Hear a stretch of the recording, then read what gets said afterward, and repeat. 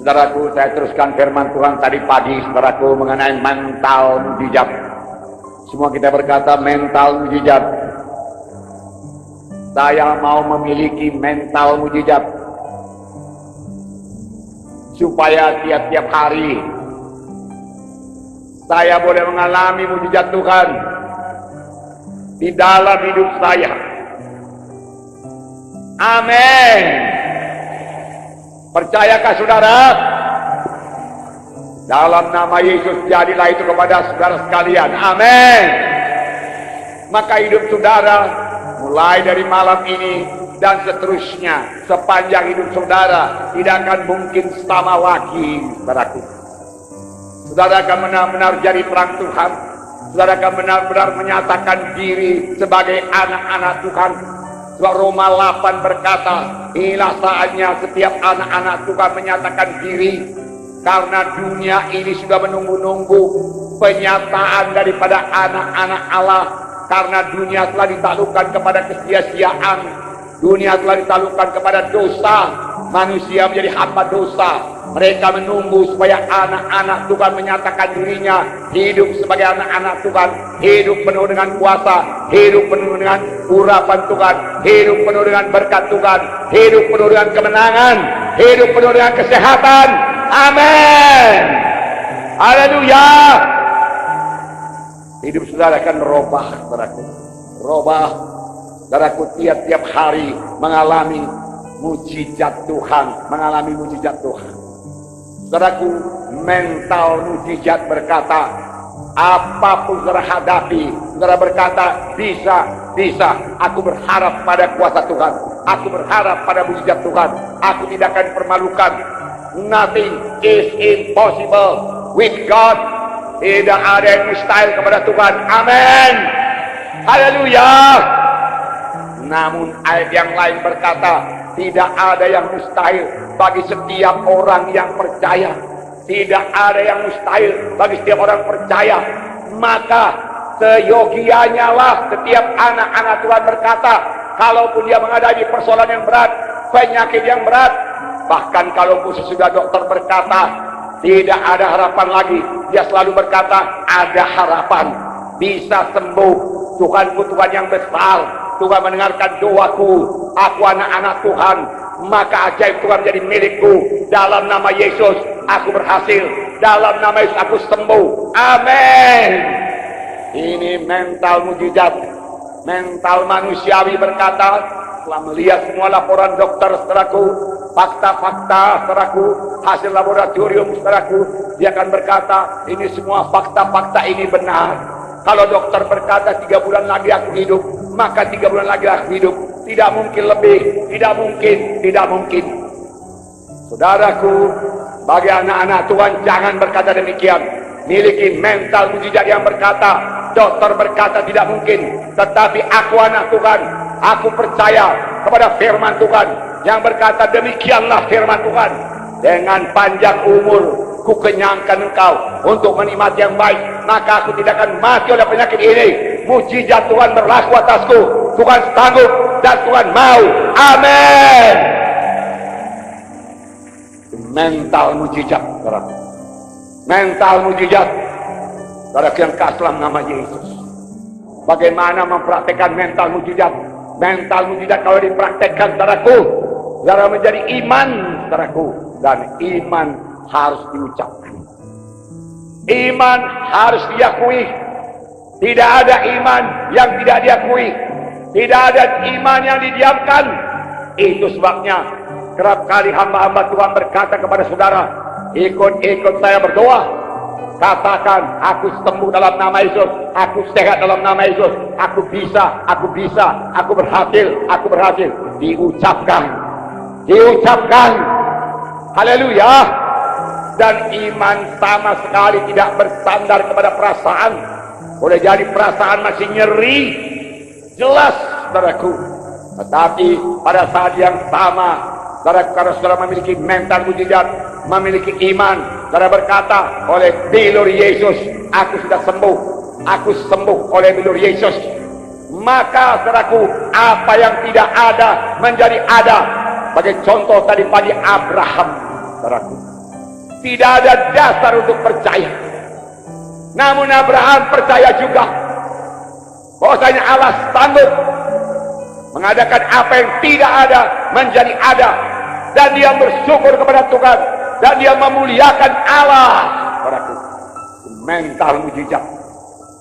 Dia abaikan semua umurnya yang sudah 100 tahun. Dia abaikan umur Sarah yang sudah 90 tahun, yang mengatakan rahim Sarah sudah tertutup. Dia abaikan. Dia tidak memandang kepada segala fakta-fakta tersebut. Dia memandang kepada janji Tuhan. Dia berpegang pada janji Tuhan.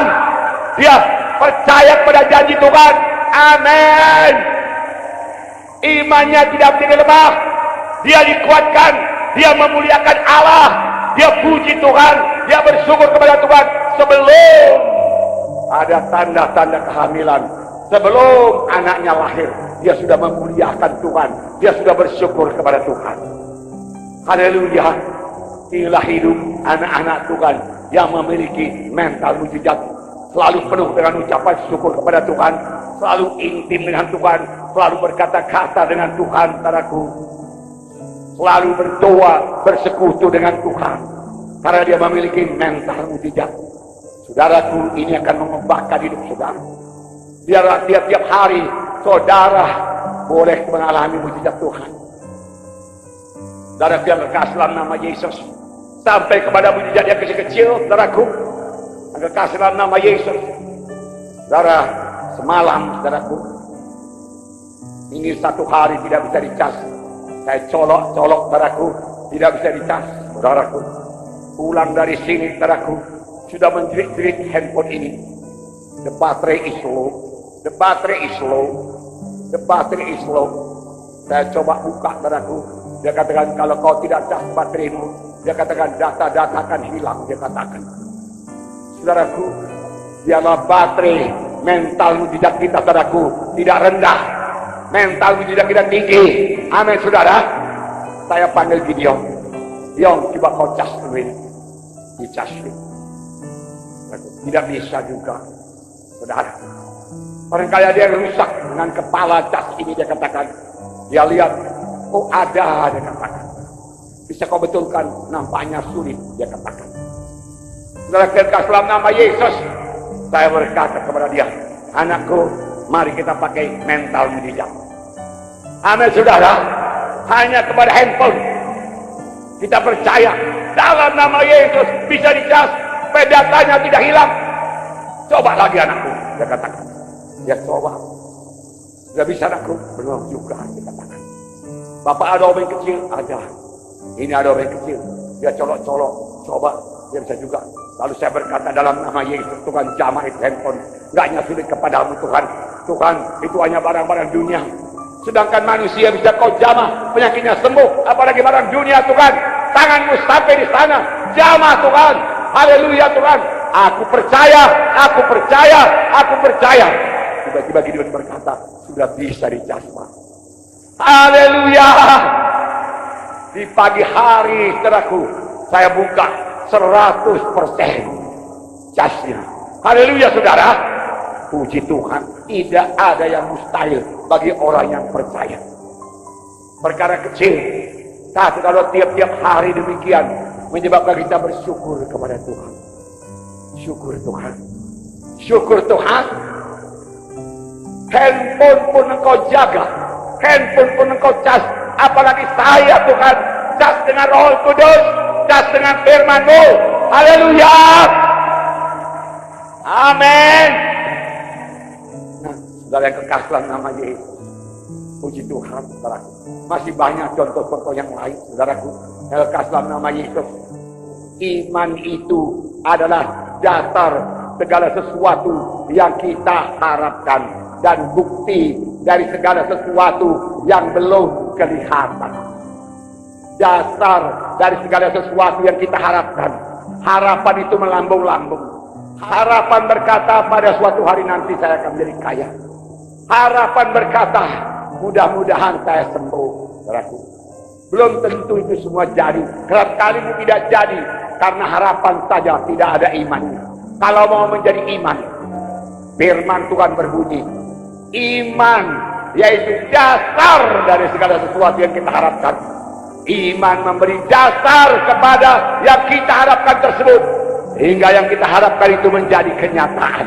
Amin. Haleluya. Kita tidak berkata lagi mudah-mudahan saya sembuh. Kita berkata dengan pasti, oleh bilu-bilu Yesus saya sudah sembuh, karena firman Tuhan berkata demikian.